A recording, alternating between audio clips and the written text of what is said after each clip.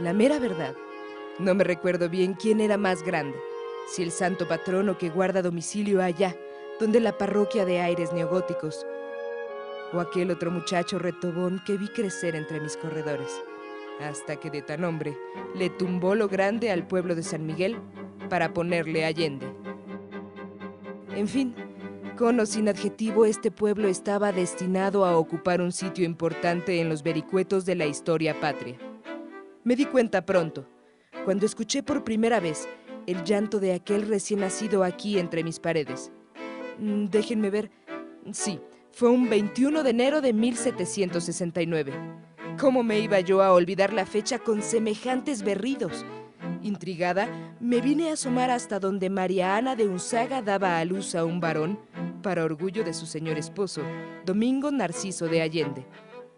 Ya les digo, esos chillidos no eran normales, y lo sabrán mis vigas, que tanto y tanto han aguantado. El niño Ignacio siempre fue rebelde, mas no malcriado. Quiero decir que nunca lo vi sumiso ante los españoles que se decían amos de estas tierras. Nunca se conformó con ser tratado como ciudadano inferior, a pesar de que gozaba con ciertos privilegios que otros ni siquiera soñaban.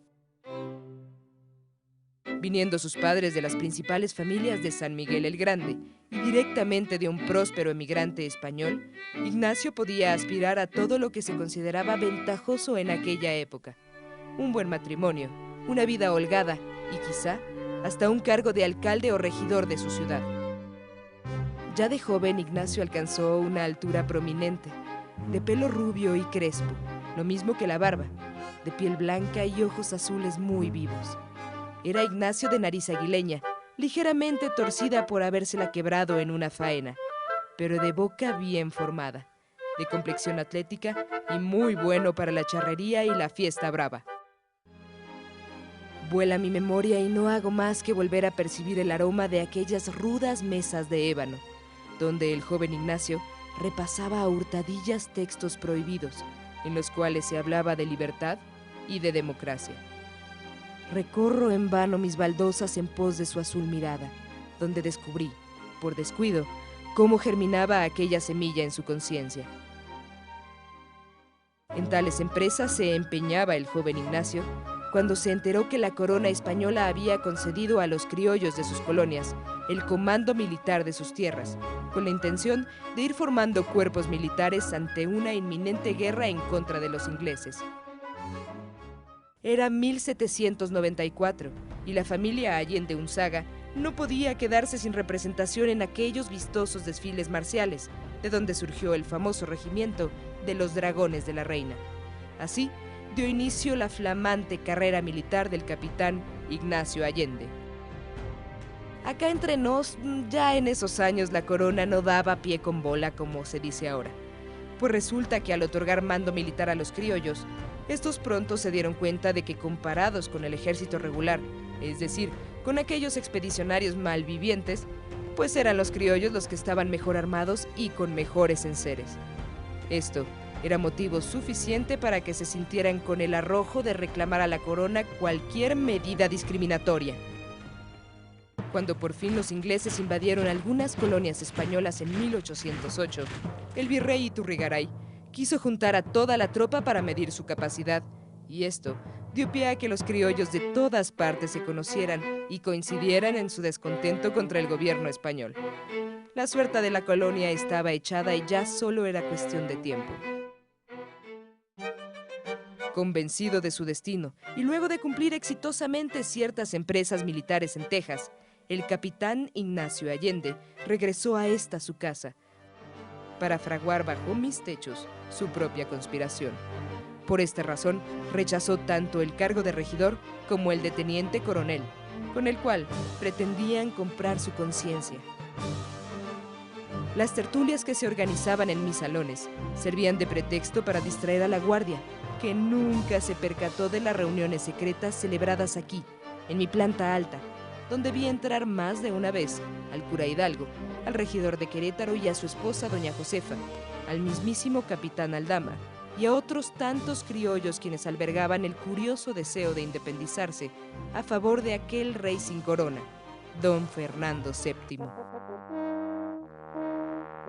El tamaño de aquellas conspiraciones fue creciendo de tal modo que no faltó la denuncia que descubrió las intenciones del capitán Allende ante las fuerzas realistas. La voz de alerta para el movimiento se dio en Querétaro. La corregidora mandó a prevenir al capitán Allende aquí en San Miguel, pero él se hallaba conferenciando en Dolores, donde se acordó conceder el mando del movimiento al cura Hidalgo, por su simpatía con el pueblo.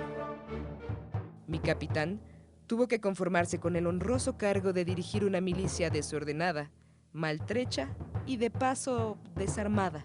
No obstante, el genio militar grande de San Miguel supo dar brío a un movimiento legítimo que fue a encarar sus primeras batallas saliendo de estas victorioso.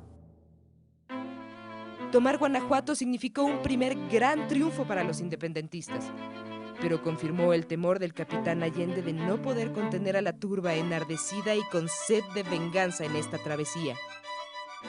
De esta forma, se comenzó a fraguar el encuentro entre Ignacio Allende y su antiguo superior y mentor, don Félix María Calleja, quien ya se había tomado la afrenta de los criollos a título personal.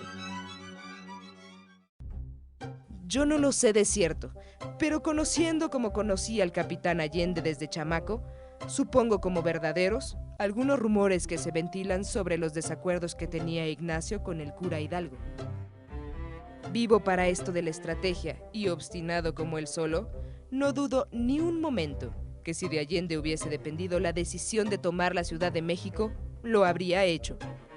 Toda yo y todo San Miguel lamentamos que ese capítulo se haya quedado inconcluso. Así ocurrió. Con un ejército de 80,000 hombres salió de Valladolid el ejército insurgente con la intención de dar el golpe decisivo sobre la capital mexicana. Al encuentro de los rebeldes saltó el coronel Torcuato Trujillo, quien midió fuerzas con Allende en el Monte de las Cruces, por ahí, entre Toluca y México. La intensidad de los cañonazos y la sagacidad de Allende fue tal que don Torcuato no pudo más que tocar retirada y salvar el pellejo, retornando a la capital con unos 50 hombres aporreados y un tambor herido. Tremendo horror provocó la derrota de Trujillo, que el virrey Venegas puso pies en polvorín, dejando su bastón de mando en manos de la Virgen de los Remedios. El ejército insurgente también sufrió varias bajas, motivo por el cual el cura Hidalgo prefirió recular en vez de caer sobre la capital. Las razones del capitán Allende, que insistía en tomar la ciudad, fueron desoídas por el cura y esto, además de partir en dos al ejército insurgente, sembró la fatalidad de sus líderes. Nunca más volvieron a pisar mis losetas las botas del capitán Allende. Convencido de que el movimiento debía resguardar las ciudades que ya habían sido tomadas por los insurgentes, volvió sus pasos a Guanajuato, desde donde diseñó una defensa impecable. Nuevamente, la traición se hizo patente entre sus filas y la defensa de Guanajuato se tradujo en otro fracaso. Así que Allende tuvo que marchar donde el cura Hidalgo, en Guadalajara, con Calleja pisándole los talones. Excuso decir que una vez más la opinión de Allende de atacar por sorpresa a Calleja fue desoída. Y en lugar de ello se hizo marchar al ejército rumbo al puente de Calderón. Los resultados de aquella memorable batalla fueron funestos para la causa. Maltrecho, el ejército tuvo que tocar la retirada rumbo a Zacatecas, donde se acordó, muy tarde ya, conferir el rango de generalísimo a Ignacio Allende, y quedando Hidalgo como encargado de la dirección política del movimiento. Apenas unos días después, el 21 de marzo de 1811, los caudillos fueron capturados en una emboscada. Luego de 3 meses de humillaciones, el hombre grande de San Miguel fue llevado al paredón en Chihuahua. Lo condenaron por traición a la patria y le dieron muerte por la espalda. ¿Qué más puedo decirles de este hombre grande, alegre y retogón que no se haya dicho ya en los libros? La verdad es que las casas viejas como yo podemos tener muy buena memoria, pero nos gana siempre la emoción y el cariño por quienes nos habitaron. Vuelan mis recuerdos y no puedo más que recorrer la herrería y toda mi virreinal indumentaria en pos de la mirada azul de mi capitán Allende, aquel que hizo de San Miguel el Grande su cuartel y morada, su pedazo de patria y su terruño, su San Miguel, el San Miguel de Allende.